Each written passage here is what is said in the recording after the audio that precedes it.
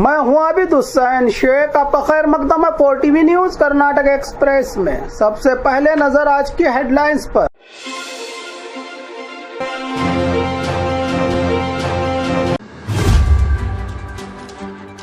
बीजापुर के सबसे बड़े डकैतियों का मामला हल, 3 खतरनाक आरोपी गिरफ्तार। कर्नाटक कैबिनेट में ऐतिहासिक फैसले, अन्नभाग्य स्कीम में बड़ा बदलाव। फिल्मी अंदाज में ठेकेदार का किडनैप, 24 घंटे में पुलिस ने पकड़ा आरोपियों को। एमएलए यत्नाल को प्रदीप ईश्वर की खुलेआम चेतावनी, हिम्मत है तो अपने इलाके में जेसीबी लाकर काम करके दिखाएं। बीजापुर में गरीब नागरिकों का प्रदर्शन, मकान का हक दिलवाने की मांग। सरकारी सर्वे में रुकावटों को लेकर कर्मचारियों की सीएम से शिकायत।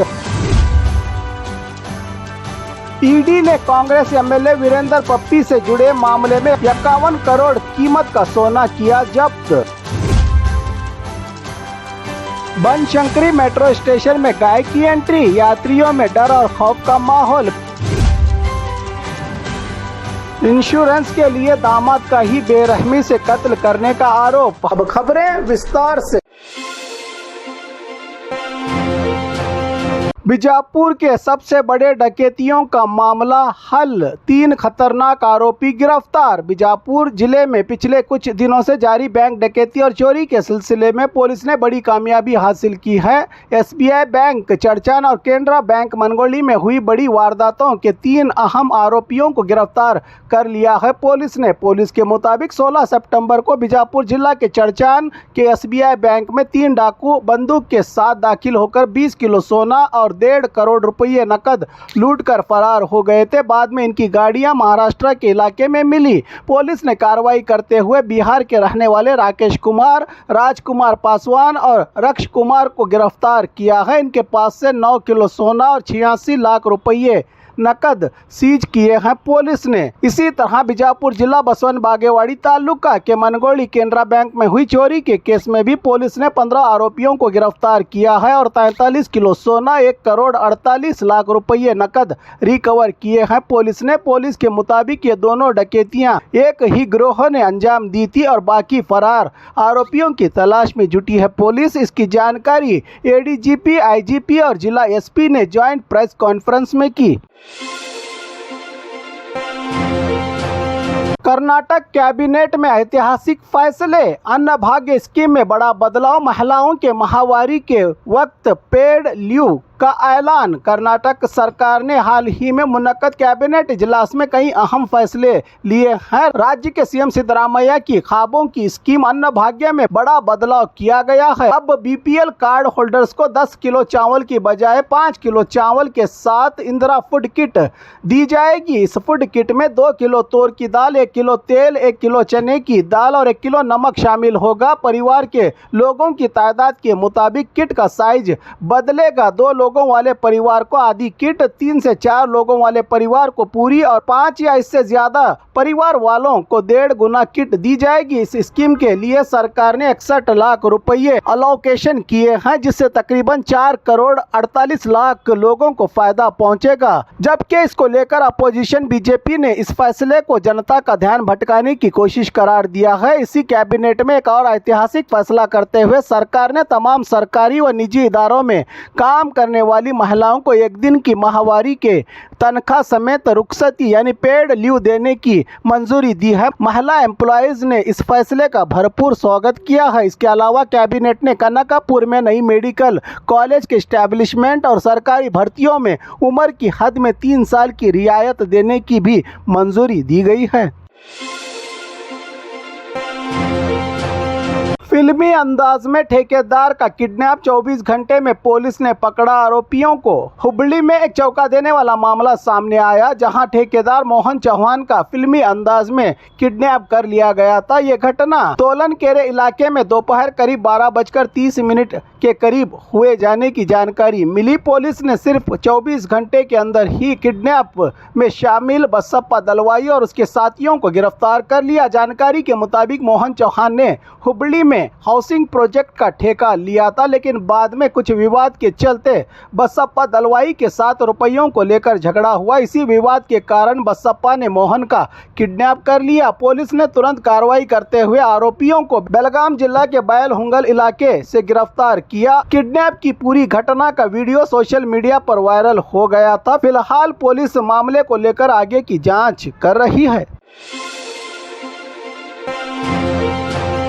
एमएलए यत्नाल को प्रदीप ईश्वर की खुलेआम चेतावनी, हिम्मत है तो अपने इलाके में जेसीबी लाकर काम करके दिखाएं। चिकबल्लापुर के एमएलए प्रदीप ईश्वर ने बीजेपी से निकाले गए एमएलए यत्नाल के बयान पर करारा जवाब दिया है। यत्नाल ने हाल ही में कहा था कि विधानसभा में जोकर आ गए हैं। इस पर प्रदीप ईश्वर ने पलटवार करते हुए कहा कि ब्रोकर से जोकर होना बेहतर है, क्योंकि जोकर कम से कम लोगों को हंसाते तो हैं। उन्होंने यत्नाल पर निशाना साधते हुए कहा कि जो लोग जेसीबी को विकास समझते हैं, अगर सच में हिम्मत है तो अपने ही विधानसभा क्षेत्र के 15 वार्डों में जेसीबी लाकर सड़कें बनाकर दिखाएं। प्रदीप ईश्वर ने कहा कि बीजापुर के कई वार्ड, खासकर जहां दलित और अल्पसंख्यक लोग ज्यादा तादाद में मौजूद हैं, आज भी सड़कों से वंचित हैं। एमएलए यत्नाल साहब पहले अपने मतक्षेत्र के वार्ड की सड़कें बनवाएं, फिर दूसरों को विकास का पाठ पढ़ाएं। प्रदीप ईश्वर ने कहा कि यत्नाल के पास बीजेपी की आधिकारिक सदस्यता भी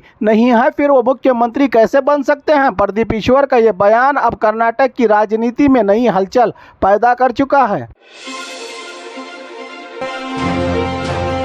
बीजापुर में गरीब नागरिकों का प्रदर्शन, मकान का हक दिलवाने की मांग। बीजापुर के बसवा नगर के वार्ड नंबर 16 के लोग सरकार के खिलाफ प्रदर्शन कर रहे हैं। उनका कहना है कि सरकार ने अभी तक उन्हें मकान मिलने का अधिकार पत्र, हक पत्र नहीं दिया। नागरिकों ने बताया कि उनके इलाके में न बिजली, न सड़क, न साफ पीने का पानी और न ही बाथरूम जैसी मूलभूत सुविधाएं हैं, फिर भी हक पत्र नहीं दिया जा रहा है। अब तक उन्होंने डिप्टी कमिश्नर ऑफ बीजापुर के ऑफिस और नगर पालिका के सामने प्रदर्शन करते हुए कहा कि जब तक मकान का हक नहीं मिलेगा वो संघर्ष जारी रखेंगे।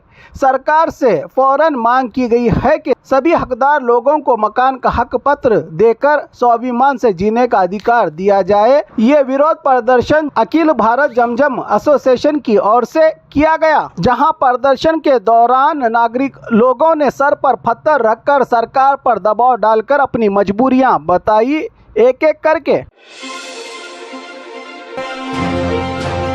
सरकारी सर्वे में रुकावटों को लेकर कर्मचारियों की सीएम से शिकायत। राज्य में सामाजिक, शैक्षणिक और आर्थिक सर्वे तेजी से चल रहा है, लेकिन सर्वे करने वाले कर्मचारियों को लगातार कई समस्याओं का सामना करना पड़ रहा है। कई सर्वेयर्स के पास सही से स्मार्टफोन नहीं है, तो डिजिटल सर्वे के लिए ठीक से ट्रेनिंग नहीं मिली। दूर दराज और पहाड़ी इलाकों में नेटवर्क की समस्या, ओटीपी और यूआईडी से नए सदस्यों को जोड़ने में रुकावट, समय पर घर घर जाकर सर्वे पूरा करना मुश्किल, ग्रामीण सर्वेयर को शहरी क्षेत्रों में भेजना अव्यावहारिक। सरकारी कर्मचारी संघ की मांग है कि डिजिटल सर्वे के लिए संपूर्ण ऐप और टेक्निकली मदद प्रदान की जाए। परिवार के नए सदस्यों को जोड़ने और पुराने मेंबरों को हटाने की सुविधा दी जाए। सर्वेयर्स को उनके रेसिडेंशियल एरिया में ही काम करने की व्यवस्था हो। नेटवर्क समस्या वाले इलाकों में कागजी सर्वे की अनुमति दी जाए। कर्मचारी संघ ने इन 17 पॉइंट्स के साथ राज्य के सीएम सिद्धरामैया को पत्र भेजकर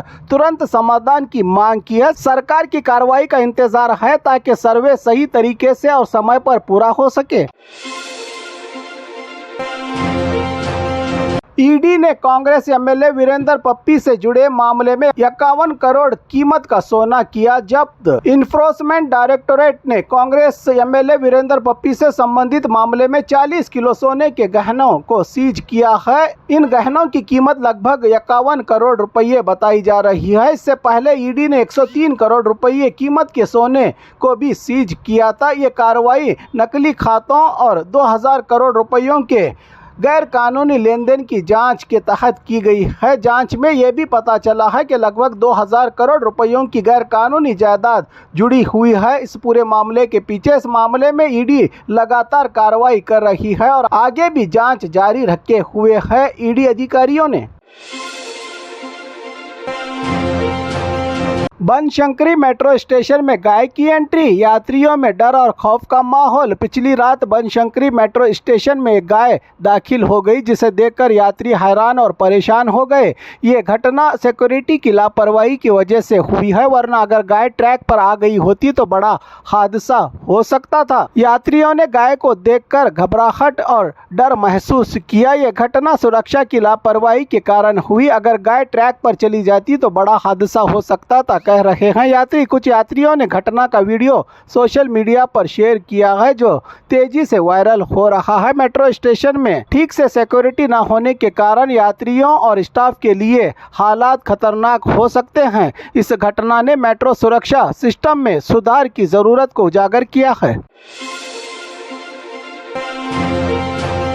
इंश्योरेंस के लिए दामाद का ही बेरहमी से कत्ल करने का आरोप। हावेरी जिले के रट्टीहल्ली गांव में 27 सितंबर को एक युवक की बेरहमी से हत्या की गई। मृतक को पहले शराब पिलाकर फिर कार से एक्सीडेंट का नाटक कर मार दिया गया। सूत्रों से मिली जानकारी, हत्या का मुख्य कारण था इंश्योरेंस के रुपयों का फायदा उठाना। मृतक के नाम पर 10 लाख रुपये का इंश्योरेंस करवाया गया था। आरोपियों में मृतक का ससुर सिद्धन गौड़ा और दूसरे रिश्तेदार भी शामिल होने की जानकारी मिली है। पुलिस ने इस मामले में 4 आरोपियों को गिरफ्तार किया है। मामले में जायदाद और वसीयत से जुड़े झगड़े भी सामने आए हैं। ये मामला रुपयों के लालच में परिवार के लोगों की ही हत्या का गंभीर उदाहरण है और स्थानीय लोगों में चर्चा का विषय बन गया है।